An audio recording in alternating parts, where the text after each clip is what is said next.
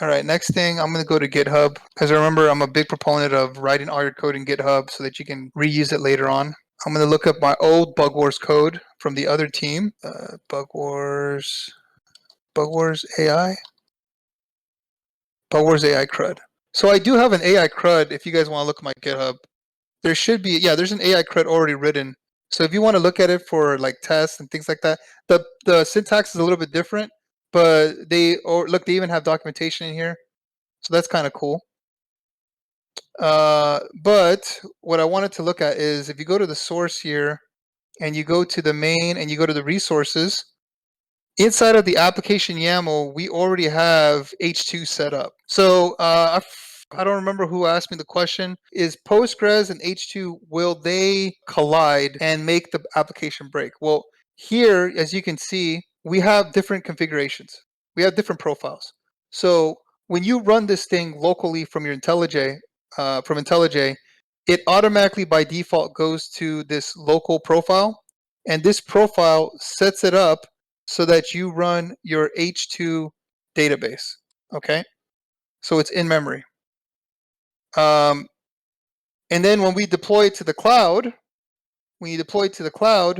it doesn't use this data source. It doesn't use the H2 data source. It uses the Postgres data source and the Postgres driver. So what you have to do is you have to make the active profile equal to cloud, and you do this inside of like render. In this case, they were using Heroku. So inside of your cloud platform, whenever you're deploying this to the cloud, you have to set your environment variable to have Spring profiles active be equal to cloud. And when it does, it'll automatically go to this one and not this one. And so here, the cloud will then load up the database URL, which is also an environment variable. And the reason it's an environment variable is because this has a username and password in it. So you don't want to save the username and password of your production database to GitHub, because GitHub has been hacked many times and people look at this thing for credentials. All right. So what you want to do is you want to make sure that you have your credentials saved like on an environment that nobody else hopefully can access. And then from there, the values get injected into your URL here. And then the application will then take those credentials and the database URL and then connect to it in the cloud. So let's go ahead and copy all of this. And I'm going to put it in my application YAML. Wait up, you need this too. Okay, and I'll show you what I mean. So let's go to demo here. Let's go to the application YAML. All right, and let's go ahead and hit Control V. And I'm going to show you H2 real quick. So let's go ahead and run this. No, not sandbox. We're going to run, got to run our demo application. So before I show you that, just this URL is the data source. And I enabled the console for H2. And the path is H2. Okay, so just know that you do have to set this up, okay? And you can now access your H2 database at localhost 8082. Localhost 8080/H2. All right, so let's go ahead and run this. And then we'll explain entity after this. Okay, so now that you, of course, let's see what we got wrong here. Spring profiles imported from location is invalid, should replace with Spring config activate on profile. This is old code. Okay, let's see if this works.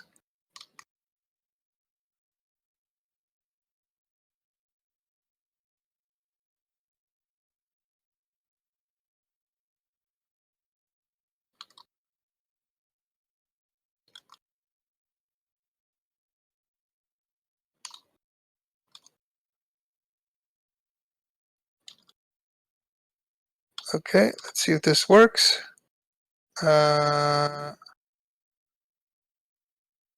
It's saying that there's two springs here, so I'm going to cut this and put it underneath here, like that, and take this guy out. All right. Okay, so this dash dash dash right here is basically saying this is its own profile.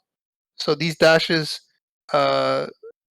differentiate between the two profiles. That's why when I put Spring here at the top, it gets mad because it's saying, wait up, you already have a Spring option here. But I also have a Spring option here. It's not getting mad. It's because they're separate. So I'm going to take this out. And so now I have a cloud profile, and now I have a local default profile.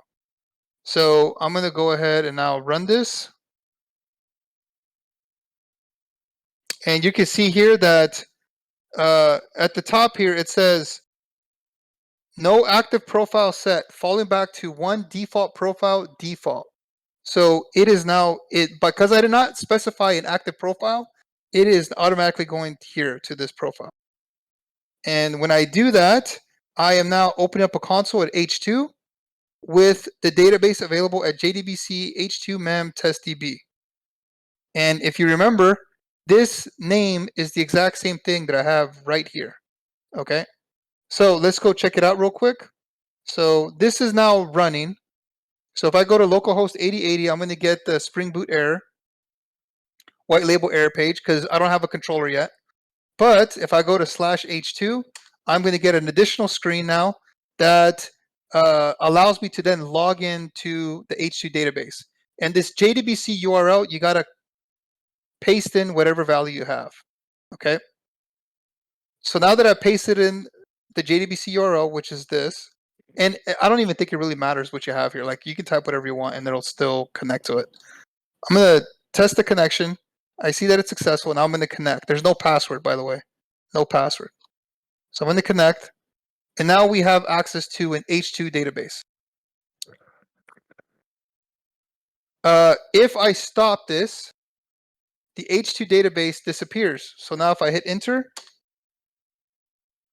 nothing happens. It's gone. Okay, so I have to actually run this to make this H2 database run. And then I have to log in again. Yep, the name stays the same. I'm going to connect, and now I'm good. All right. Notice that there's information scheme. There's no database in here yet.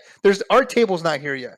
So we have a database and we have all this information schema set up and everything set up for you to now add a table, but there is no table here. We have nothing here yet. Okay. So that's where entity comes in. So when you go here to pizza and I add at entity like this, now I am telling Hibernate, which is the framework that does all this, I'm telling Hibernate, I want you to create a table for this object, for this class. Okay. And if I try to run this, it should give me an error. Because why do you think, what does every record need in a database? Anybody? A key, like a primary key. Yeah, you need a primary key. Exactly. Good. And right here it says entity example demo models pizza has no identifier. Every entity class must declare or inherit at least one ID or embedded ID property. So we don't have an ID. Let's go ahead and add an ID now. So I'm going to do private long. Oh, look, we now have to add a new field if we're going to create. It's going to mess up all args constructor. So when we go to sandbox, it's going to get mad at us. Yeah, it got mad at us because we added an extra field. But guess what? Our builder is still cool. Okay, so let's go back to pizza. Now, you want to identify this as an ID. Okay, so we're just going to do at ID. Notice how it's Jakarta persistence. So Jakarta persistence, when you think of, when I say JPA, it used to be a JPA, Java Persistence Annotations, I think. But they changed the name from Java to Jakarta. So JPA is now Jakarta Persistence API, I think. Let me see, what does JPA stand for? So Java Persistence API. So instead of Java Persistence API, it's Jakarta Persistence API, but they're both the same thing, all right? So whenever you see this package of Jakarta, just remember that's JPA, okay? And JPA is the idea, or it's the interface for how you connect, how you map an object to a database. It's the interface. Hibernate is the implementation of that. Hibernate is what actually allows you to map the object to the database. And there are other ORM models, or there are other ORM implementations. So ORM is Object Relational Mapper. What we're doing here is we're taking an object and we're mapping it to a database table. Okay. JPA tells you how to do it. It gives you the rules. Hibernate is the class that is a framework that actually does it for you, following the specifications of JPA. Okay. I just want to let you know that so that you can kind of talk about it. And when you're reading up on this, you don't get super confused about it. Like you kind of have like a big picture idea of it. Okay. So at ID is our first annotation. Let me import that. Import class. And we're going to import it from Jakarta persistence. And then the next thing we're going to do, usually you want to increment your IDs. Anytime you create a new record, you want to increment that ID, right? So the way to do that is you can do generated at, no, shoot, not at generated value. And inside of this, we're going to do strategy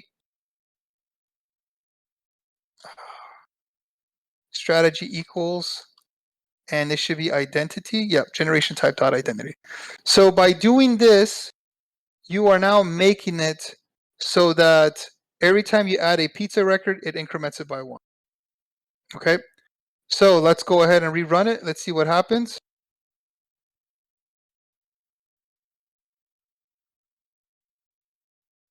Oh, I screwed up my sandbox here. Let's just put null values here for the IDs. And remember, I can put null here because this is a capital L long. This is an object long, not a primitive. A primitive, you can't add it to null. You can't make it null. Okay, keep on going. All right, so now that we have this thing running, we're going to go back to our H2 console here. I'm going to refresh it. And we're going to connect. And now you're going to see that there is a pizza table. Isn't that crazy? I hope you were laughing because you were amazed, not because I'm that boring. But yeah, here it is right here. And so if you want to look at it, you can just do select asterisk from pizza. And you just run this code, and it'll now try to give you all the rows. There's And no if rows? there's nothing there, yeah, there's nothing there. So if we wanted to, we can do insert into pizza, shoot. What is it? Insert into pizza, crust, values, thin. I think that will work. Let's run it. Thin not found. I think I have to do singular or single quote. Let's try it again. Nope. Null not allowed for column is stuffed crust. Nice. So is stuffed crust, and then we'll put false here.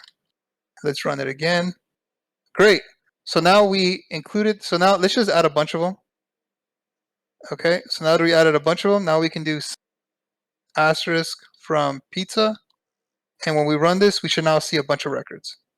And you can see that the IDs are increasing. Oh, that is so cool. It is awesome. Yes. It is so helpful. Oh my goodness, it's so helpful. All right, so we got this here, right? So that's what the at entity is. If you do not have at entity here, this whole thing breaks. And all of our good work here is going to be destroyed once we turn it off. Shoot, I messed up. Oh, we need this just in case we have to increase or make more records. Let's put that there. Okay, so now that we have this, if we go ahead and hit stop, and we refresh this, it's going to be gone. It's not going to, it's dead. And then when we rerun it, and you go back and refresh, and we connect, it's not going to be there. And so, oh shoot, we lost our whole table. We lost our table because I took out add entity from here.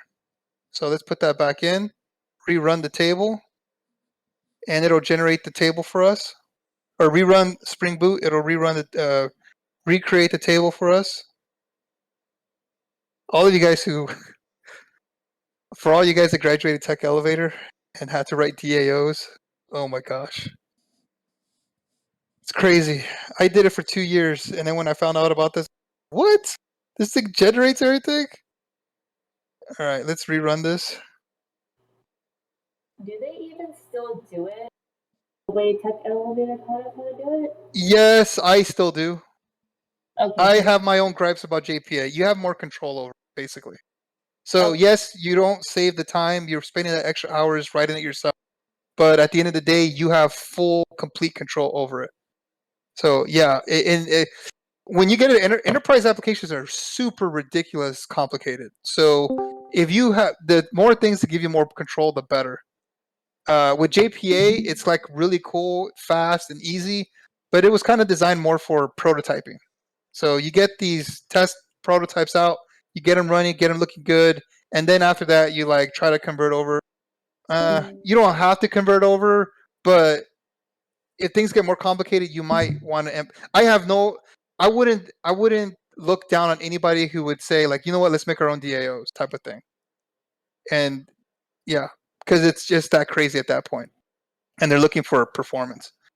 I'll show you why it can be a little crazy. I'll try to show you if we got time why it can get crazy. I just want to add to that, Jerry, that you can write custom queries with Yes. JPA if you want. Yes. I had to do that with a different project. Yes, 100% correct. Yes. The reason I bring it up is because of the one-to-many and the many-to-many and those type of relationships and the mapping. Like you might not get the tables you want generated, and it's a pain in the butt. And you would actually spend more time tweaking it and trying to figure out how to get it to work properly than if you just wrote the DAO yourself. Which, if you're, that's the thing. If you're really good at JPA, then it's amazing. But if you're not really good at JPA or your team is not good at JPA, it could be a nightmare. And you don't. And how are you going to fix it? There's no code. You got to understand the magic underneath at that point. That is very difficult to troubleshoot. So there's pros and cons to it.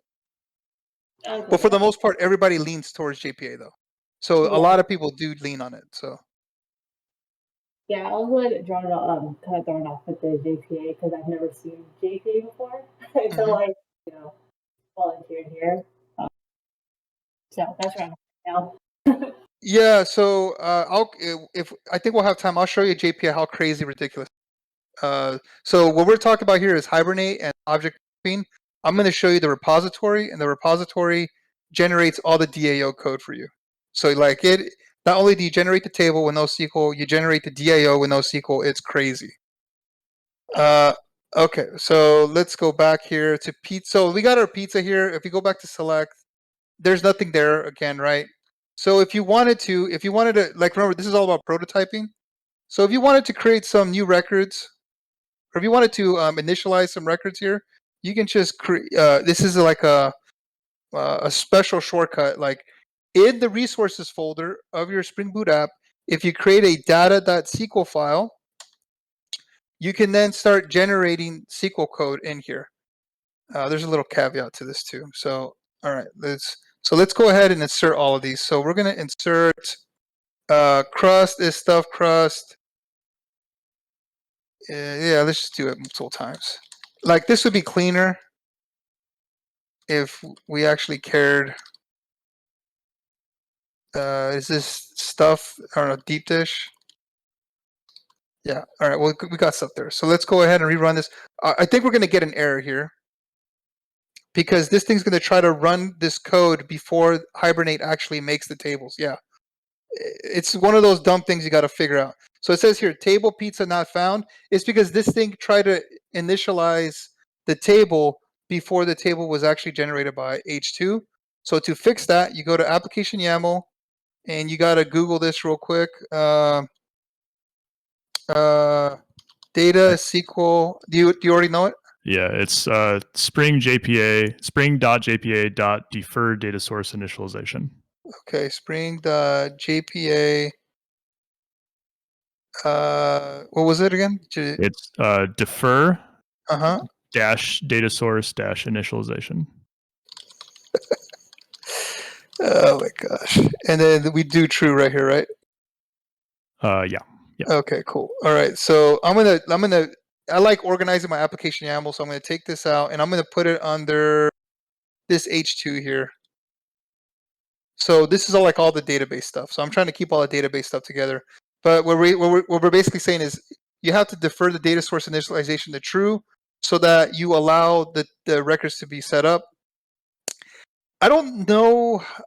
There's other annotations here there's other options here you got to set up. But you're not creating a table here. Like the table already exists in the cloud. So that's why you don't need this. But there is an option that you have to set so that you don't overwrite.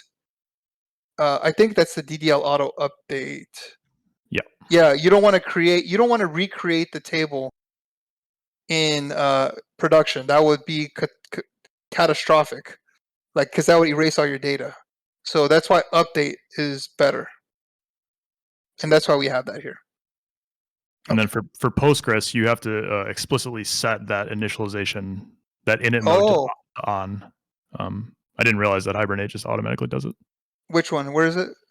So if you want it to run the data.sql on your Postgres, you need to use spring.sql.init.mode. Oh, cool.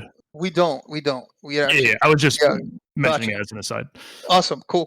Okay, great. So by default, this data SQL file will not be executed in your production because Postgres won't let you. But for H2, it automatically tries to load. So let's go ahead and rerun it. Because remember, H2 is like a prototyping language, or it was mainly used for prototyping.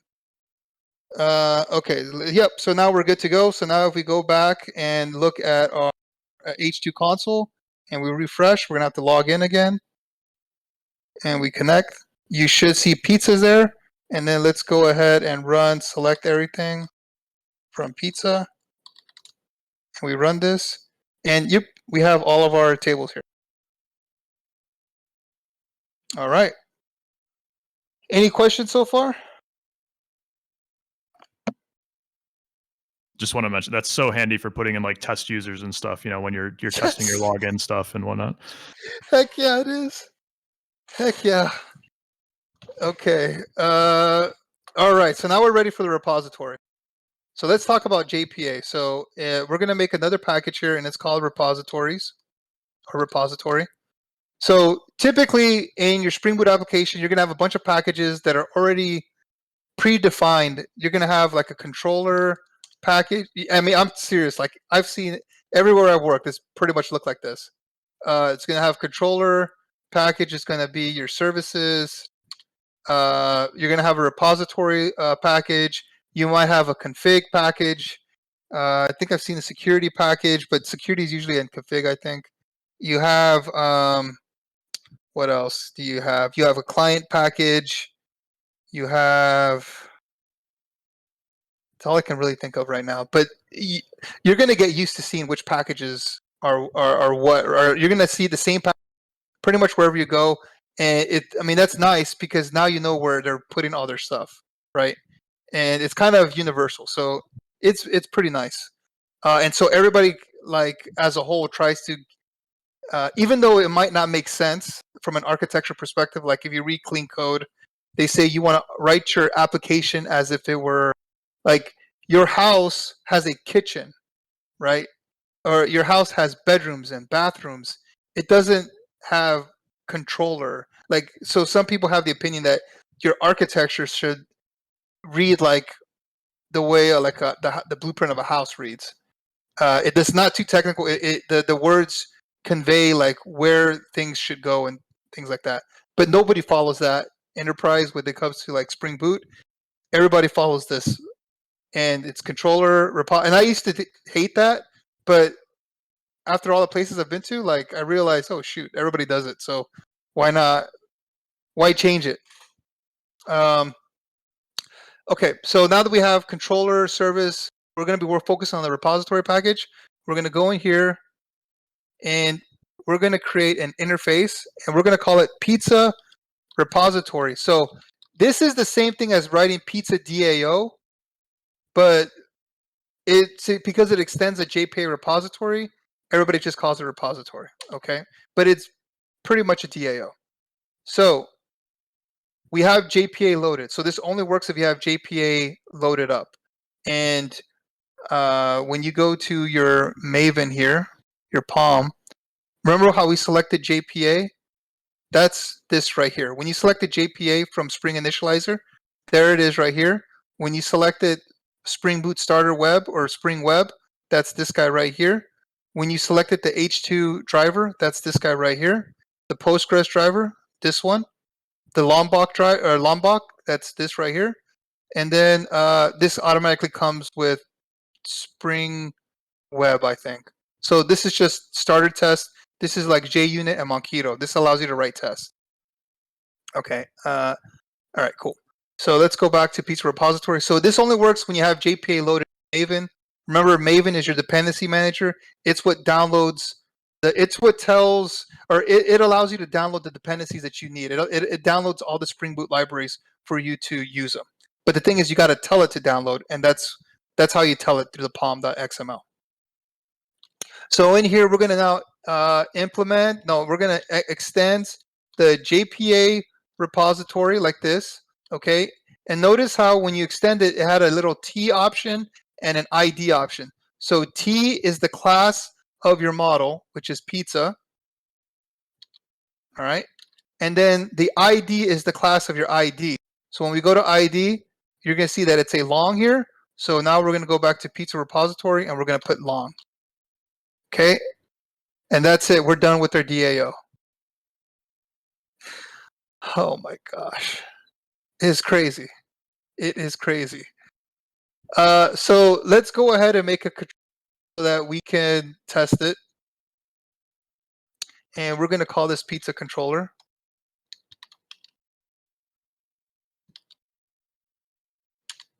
All right, so you guys remember we're going to make this a REST controller. We'll do request mapping API /pizza. Now let's just do API. And in here, we're going to do @get mapping, and we're going to get all of our pizzas. So /pizza, and we're going to do public list pizza, get all pizzas. All right. And then what we're going to do is we are going to then create an instance of, we're going to create an instance of that repository. So we're going to do pizza repository. So this is where you actually see the required args constructor. You can do private, final, pizza repository like this. And then all you got to do is go up here and do a required args constructor. Okay. And it automatically creates a constructor, which is pretty cool. But let's not do that for now. It's a really cool trick, but I just want to show you, you need a constructor here so that Spring Boot can actually, once it creates the pizza repository instance, it needs a way to put it inside of this pizza controller class. So that's why you need a pizza controller constructor. So let's go ahead and do this. Pizza repository, shoot. And we're going to do this pizza repository equals pizza repository, like that. Okay, so now that we have this done, when we run this, it's going to create a pizza repository instance for us. We don't call the controller. Spring Boot calls the controller for us, okay? So Spring Boot, that's what the beans are. And we'll go into that in a different conversation. But basically what happens is Spring Boot instantiates all the objects for you. You don't have to do it. And it auto-populates everything for you. And so here we should now have a pizza repository object already in place. And what we want to do is we want to get all the pizzas. So if I do pizza repository dot, you can see here that I now have access to all of these methods. So I'm just going to find all of them and I'm going to return them. Oh my gosh, it's so dumb. So now I'm going to rerun this. I might have missed it, Jerry, but did you put a repository annotation on the repository? No, you don't have to. I mean, you can if you want, but I don't. Oh, You really? don't have. I thought it needed to be registered as a component, but it just does that. It just does it automatically. Yeah, it automatically registers it. It's kind of infuriating that it doesn't have one, because like I was all about like, okay, everything needs an annotation so that it can become a Spring Bean, but because like I think services you definitely do, because otherwise it just yes, doesn't know about them. But I guess because this is a JPA repository. Okay. yeah, and the pizza controller, the REST controller, if you open this up, it is Yeah. also a. Oh no. Okay, it doesn't matter. I already have. The older version of Postman has the scratch pad. If you update, they disable that for you. The scratch pad is amazing, but I had already updated on this, so that's why I was trying not to connect to the internet. Okay, so annotation. Oh yeah, it's under control. You'll see that at component. So the REST controller inherits from the at component annotation, which is what tells Spring Boot, I want you to create an object for me. But this is, I know you already know this, Chris. I was just saying it for the benefit of the class. Okay, let's go back here. Okay, so now that we have this, we have our endpoint. So if we just go to API/pizza, it should call our repository find all, which is basically going to return all of our pizzas. And because we already instantiated all of them, or we already created a bunch of records here, it should return 7 pizzas for us. So let's go ahead, and I'm going to create a whole new here, new blank collection called demo. And in here, we're going to create a new endpoint, add a request, and in here, we're going to do get localhost 8080/API/pizza, because that was the endpoint I wrote. And let's go ahead and hit send. And now we should get internal server error. What did I get wrong? Let's see what the logs say.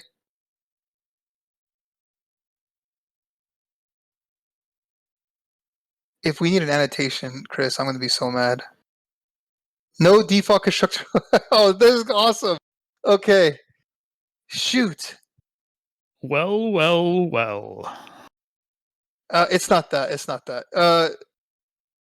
This is JSON parsing. So this is actually back to what you were talking with the enums, right? Okay. Oh, man, I don't want to get into this like right now. I'm just going to fix it about it. What you need to do, I just need to put a no args constructor here. The reason for that is because when the pizza controller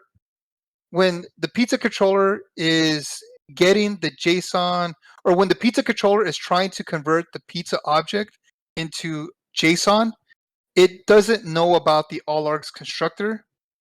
It automatically assumes you have an empty constructor. And so that's why it is complaining here. And the thing with Spring Boot also is like these error messages are not helpful. I mean, the only thing that helped me with the only thing that you just need to talk to an experienced Spring Boot guy to give you hopefully you have an experienced Spring Boot guy next to you if you run into issues, because they'll probably be able to tell you like, oh, this was the issue I found. If not, you're going to have to Google this error message and hopefully somebody can explain it to you. So Spring Boot is super fast, super sexy, but like when it breaks, it breaks. It is so hard to troubleshoot. But after like a few months, couple years of you working on it, like you'll understand and memorize like what all the errors are, and you'll be like, oh, okay, I know what to do here to fix it. Okay, so let's go back and rerun this. Dang, and I'm like aware. I usually expect that error, and that's why I had to know to begin with. Dang it. All right, let's run it. So now that we run this, yep, now we have all 7 of those records popping up. Pretty cool, right? And so if we go back to pizza controller, we got 4 minutes left. Let's create a service, okay? So you're not really supposed to have the pizza repository inside of your controller. You want to have a business logic service, okay? So what I'm going to do is I am going to go into the service here, and I'm going to create a new Java class, and I'm going to call it pizza service. And by the way, in enterprise, the names are this stupid too. 100% they're this dumb. Okay, so let's go back, and we're going to add a service annotation. So the service annotation, the service is a special annotation that just tells people like, look, this is a service. The business logic lives here. Okay, and so I'm going to make a method called generate pizzas, and it's just a simple thing that's going to generate a bunch of pizzas for us. And what I'm going to do is I'm going to put in the let's create let's call the pizza repository again. So what's cool about Spring Boot is these are singletons. So this pizza repository, because I'm using Spring Boot, is guaranteed to be the exact same pizza repository that this controller is using, okay? So the pizza repository that I'm using in the service is the same one that I'm using in here. Same instance, same memory address, okay? Guaranteed with Spring Boot. So you can use that in your logic. When you're thinking about problems, you just know that it's the same object. Okay, so we got our pizza repository, and remember I got to make a constructor. So public pizza service pizza repository. Remember with Lombok you can use required args constructor here, and it looks really clean at that point. So let's just do this.pizza repository equals pizza repository. Let's make this private final. All right. So actually, there's a couple ways of doing this with Spring Boot. You don't need a constructor. I prefer a constructor because there's testing, and we didn't even get to test. We can do that next Tuesday. But what you can also do instead of having a constructor is you can also do this auto-wired. And so it will automatically try to wire this pizza repository in there for you. Okay. So even though there's no constructor there, there's no getters or setters, or there's no setters, Spring Boot will find a way to get that object and put it inside of the pizza service, even though it's private. And it's because of AutoWired. AutoWired basically tells it to cheat, put it in there, and it'll do it. Okay, so now that we have the pizza repository set up, what I'm going to do is I'm going to generate a pizza. So I'm going to do pizza is equal. Let's just go to the sandbox and copy one. So let's get these two. All right, and we're going to go to pizza service. We're going to generate these pizzas, and we'll make one false. We'll make the label equal to XYZ, and this one's going to be ABC. And now that we have these two pizza objects generated, notice how the IDs are different, or they're null, right? That's good. We want that. So once we have that, I'm going to do pizza repository dot save, and then I'm going to save pizza like this, and then I'm going to do pizza repository dot save pizza 2. Okay.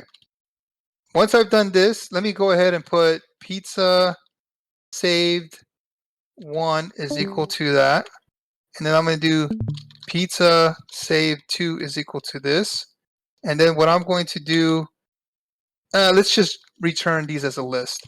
I'm going to return this as a list of pizzas. This endpoint makes no, this service method doesn't make any sense in the sense that you don't see stuff like this really. So I'm going to return arrays as list, saved 1, saved 2. So basically what I'm doing is I'm saving the two pizzas, and then I'm returning them as a list. And there's a reason for that. And then I'm going to go back to the controller, and I'm going to make another, I'm going to do post mapping. Let's do / save or create pizzas. Let's do this. Pizza generate. And then I'm going to do public list pizza. And I'm going to make generate pizzas as the method name. And then I'm going to return pizza repository, not pizza repository. We got to add the service now, right? let's do private final pizza service, and then we got to add it to our or constructor. You can see why Lombok's so awesome here. All right, so now that we have this and this, I'm going to do this post mapping, and I'm going to return the pizza service dot generate pizzas. So what's happening here is we call our pizza service, which generates the pizzas. It's going to generate 2 pizzas. It creates 2 pizza objects, and then it gets the pizza repository and it saves them to our database.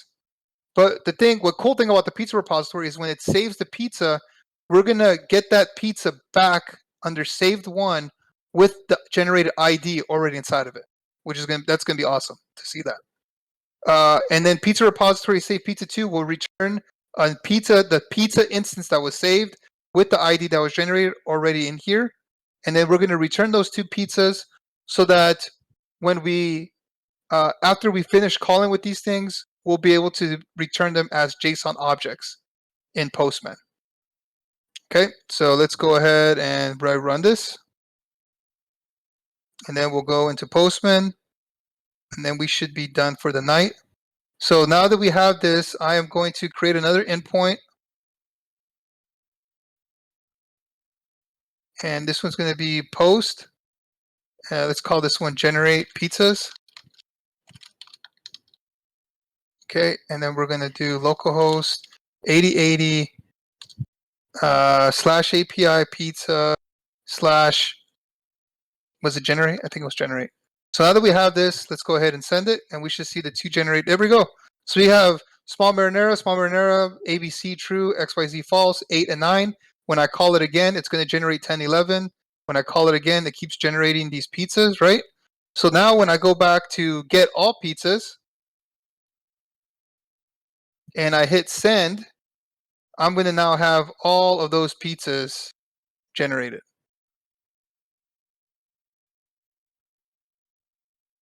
And look, the enum is automatically, we didn't need that annotation. The enum is automatically saved. Oh no, it's not. So check this out. So the enum, it's smart enough to always display the enum name to you, but when you go into H2 here, right, and we select everything from here, oh, I have to log in again. When you go in here and you select everything from the database, it's going to be numerical, I think. Yeah, see? The size is numerical. It automatically by default saves the enum as an integer, as the integer value into the database. So this could cause issues. You got to know about this, because if you have enums and somebody changes the order of it, the medium is now 0, the small is now 1. This will completely screw up your database, right? That's why it would be better to save it as a string instead of a number. And do you remember how to do that, Chris? Did we do that? Do you remember how to do that? I'd have to look. So in my project, we do use enums for the roles. Yeah. I'd have to look at the logic about how it's. Oh, it was a retrieving numerator. them. It was a numerator, right? Yeah, I don't remember if that's actually storing it or just. I assume so. Yeah, let me. Yeah. So it's at enumerated. Uh-huh. And then enum type dot string. Okay. Enum type like this. Capital E. Oh, cool. But yes. Okay, cool. Enum. So enum type ordinal means you save it as a number. Enum type string means you save it as a string. So now when I go back and rerun this, and I go back to H2, the H2 is going to be deleted, right? It's going to be reset. This is where things can get hairy too, by the way, because if you're changing stuff in your database, you got to be aware of it. This is why I said that JPA is not what it's. I mean, it is kind of what it's all cracked up to you, but you can get into really sticky situations with it. So I'm going to run this, right? And so we can see that we have we have our records here, right? With our initial ones that we have in the data SQL. But now let me go to Postman and I'm going to generate these. So I'm going to generate pizzas. I'm going to generate a bunch of them. Okay. And then we can go back here, get our pizzas, make sure we have them. And we do right here. Why are they all nulls? Well, they were all nulls because we didn't save all the other values. We only saved crust and stuffed crust. That was it. Okay. So when we go back here and we now look at this, we're going to see that, look, it now has small. So the size. So weird that the size was put at the end. Don't know why that happened, but you have no control over that because it's generated. And then now the enums are being put out as text. So I would prefer this because now if somebody and it's rare that somebody would change the order of an enum, but you never know, right? But if somebody now changed the order of the enum, it wouldn't break. If somebody changed the name of an enum, oh shoot, that would break your database. Like there's a lot of stuff you gotta be aware of.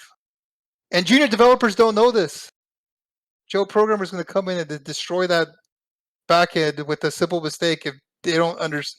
Like, because they're not. How are they even supposed to know that? So, yeah. Now you guys know. So, all right. Cool. Any last questions before we get off?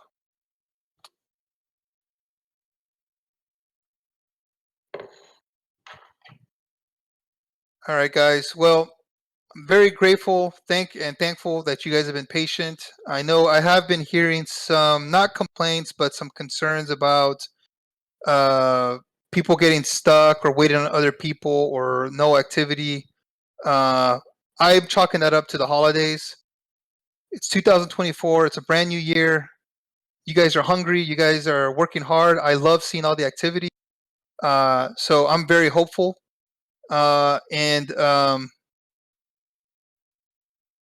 Yeah, I'm going to be holding these Tuesdays and Thursdays. So any questions that you have, feel free to bring them here, and I'll be happy to answer them. All right, guys. You guys have a great night. I will talk to you guys later. And remember, Saturday's demo. Thanks, Night, Jerry. Jerry. Thank So you. I'll see you then. Thank you.